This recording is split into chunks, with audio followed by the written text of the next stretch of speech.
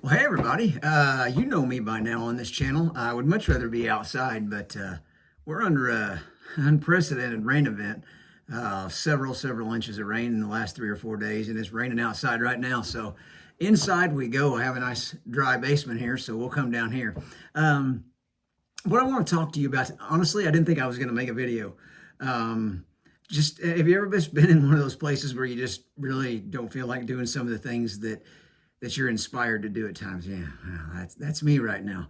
But I'm working on it. I've been there before, and I don't like that place. So we're trying to come out of that. Um, but so that got me thinking about the things that have gotten me here, put me in this place, and hopefully what I'll share today may help you if that's the way you feel. Because let's face it, I mean, you don't have to look very far just to be completely and entirely aggravated at the state of things. Let's just put it that way.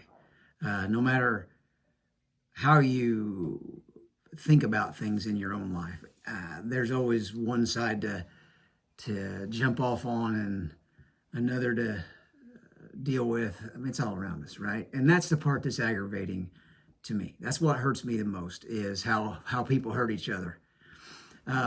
So I just didn't think I had anything to say about that. And then I thought of this. I have a sheet of paper here. I'm going to show you here in a minute. I have a very good friend, and I covered some of this, not to this degree, but just a little bit of it. He had asked me to come and speak to his school. He's a principal, and he asked me to speak to his entire high school. So I did it in two different groups: freshmen and sophomores, juniors and seniors. And it's something that he promotes, so I wanted to cover it in my talk with the kids, just so that they heard it from another voice instead of just his. He's been in athletics, he's been a coach, so he knows about motivation. Anyway, what does that have to do with being aggravated with the state of things? The things that are happening around us are all events, right? They're things that will come into our lives. They may be major events, something that comes along once in a lifetime, or you hope it does. It could be a celebration. It could be a wedding anniversary or a milestone birthday. It could be the birth of a child. Anything that that is an event. It could be a big thing. Could also be an incredibly small thing. I think the example I used with the kids was you drop your pencil on the floor in class, right? That's it. That's an event. Okay, baby being born, event. Dropping your pencil on the floor, event. Going into town, event. Walking around the block, event. You get the idea, right? Okay, so our lives are just full of events. Each one of those events, we have a response. We have some way that we respond to that event. The example I gave with the kids is you drop your pencil, and the person sitting next to you knows you dropped your pencil, but they do nothing. They don't help you at all. They have responded, but now you will also respond. How do you feel about that? Okay. You're driving to town and multiple people rudely pull out in front of you, and it makes your trip horrible. You have to respond to that. Okay. Your child is born. You will respond to that event in some manner. Okay? We will respond. The way that we respond will equal the outcome. That's what he has, and it's simple. You don't even have to say the whole word. That's the whole word. That's why I wrote it down. Okay? I think you can see that. Event, plus your response will equal the outcome. Event plus response equals outcome. E+R equals O. That's what that means. It's simple. It's an easy way to remember it. I'm sure there's he didn't ever tell me, but I'm sure there's maybe some author that came up with that. I apologize for not giving them credit if there is somebody like that. He's the first one I heard it from. So what does this have to do with our lives and with everything that's going on around us?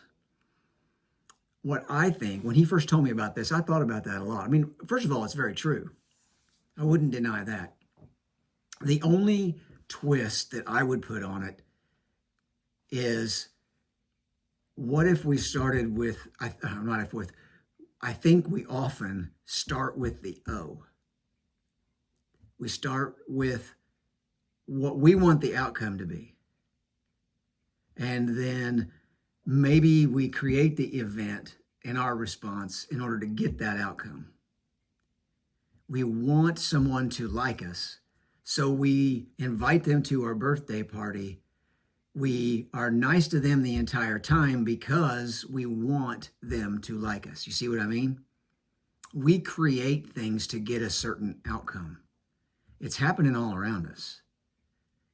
People all around you and me, all of us, it's constant. They want an outcome, so they're creating things to get that outcome. And if we don't agree with their outcome, then we're frustrated by everything to begin with. See how that works? Okay. So, but the twist on that is, what about the events that are random? What about it when you drop your pencil? What about when you drive to town? What about those events that are everyday occurrences? You see, I think you can think differently, obviously. But I think one reason that we're so troubled is because we want a certain outcome when we see the event. We drop our pencil, and our response is, I would like to pick that up, but I hope my neighbor does.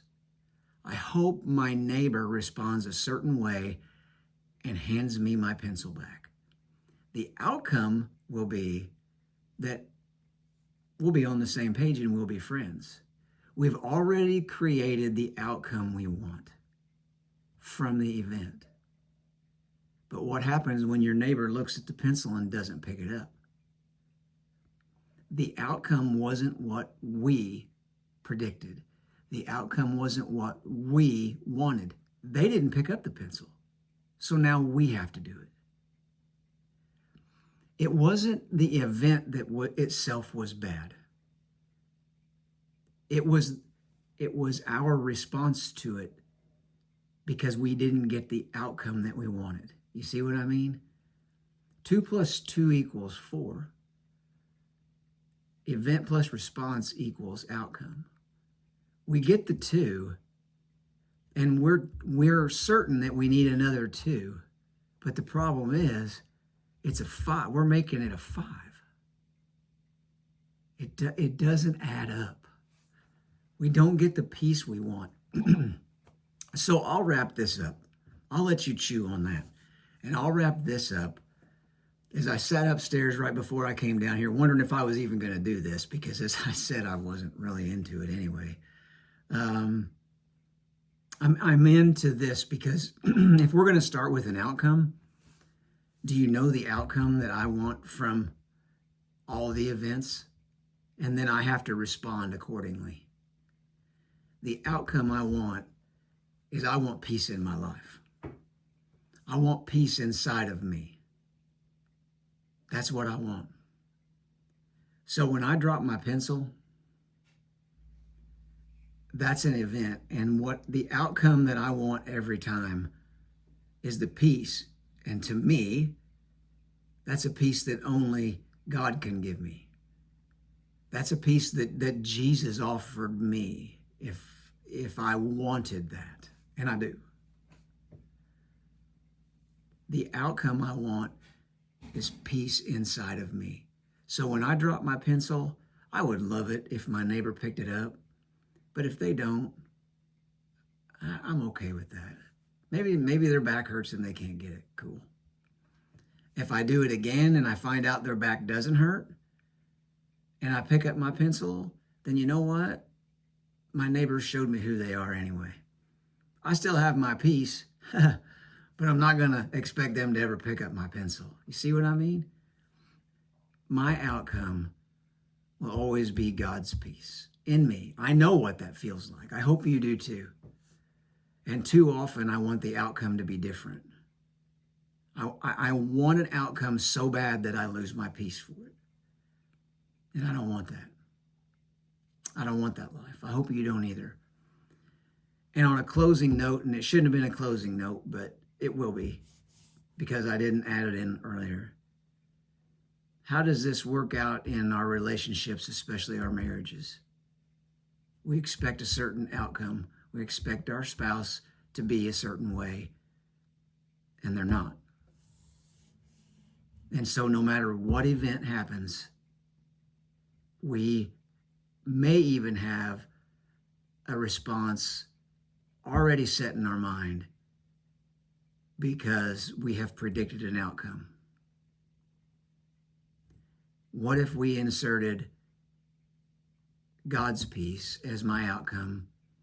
Whatever event happens, I'm going to figure out how to respond because I will not give up my peace. I will watch, well, I won't, but you might watch the news. I will not let that create a response in me that steals my peace. I won't do it. I just won't watch the news. You know what? The world survived for thousands of years without it. I think it can go on without me knowing every little thing that happens around the world. Why? Because it steals my peace. And that's my outcome. Whatever event comes, my response will be whatever brings me peace. So, I hope that helps you today. I know I promised these, at least 25 of them. I don't know where I'm at, but till through the end of May, I'm going to see where it goes. I'd love to have 100 subscribers and an average of 100 views by then. I'm just throwing that out there. I may not get it. And if I don't, I'll have to evaluate where I want to go in my life because I have a lot of things going on. And I'm excited. The outcome I want, no matter what comes my way, is God's peace. I wish that for you too. Till next time, guys, it's Todd. See you.